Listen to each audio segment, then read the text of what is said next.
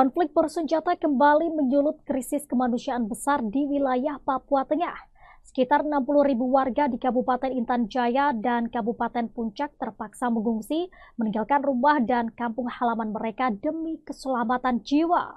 Anak-anak, perempuan hingga lansia mengungsi ke wilayah-wilayah aman seperti Nabire dan Timika.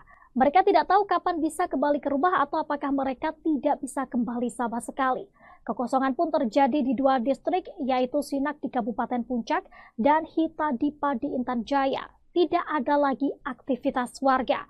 Semuanya telah meninggalkan tempat tinggalnya karena ketakutan akan konflik bersenjata yang terus berlangsung antara aparat keamanan dan kelompok kriminal bersenjata KKB Papua. Teror terus berulang dan pada Sabtu 7 Juni 2025 sebuah gedung SMA di Kabupaten Duga dibakar oleh orang tidak dikenal. Informasi menyebutkan bahwa gedung tersebut sudah lama tidak digunakan, namun tetap saja peristiwa ini memperkuat suasana mencekam yang menyelimuti warga. Tidak hanya sekolah, gereja pun menjadi sasaran.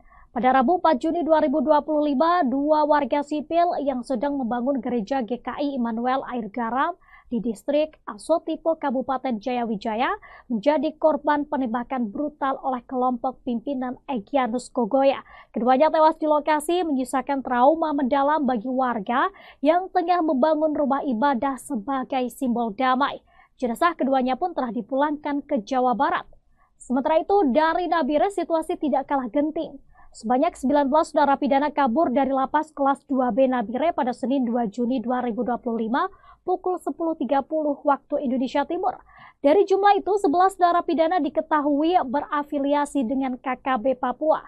Kaburnya para napi ini tidak berjalan damai dengan dalam proses pelarian mereka menyerang petugas lapas. Dua petugas mengalami luka berat dan satu lainnya luka ringan. Pihak keamanan pun kini memperluas pencarian ke seluruh wilayah Papua Tengah. Dalam kondisi mencekam ini, Menteri Dalam Negeri Tito Karnavian menyoroti ekonomi Papua Tengah yang mengalami kontraksi hingga minus 25,53%. Ia menyebut pertumbuhan negatif ini sebagai akibat langsung dari stagnasi belanja daerah.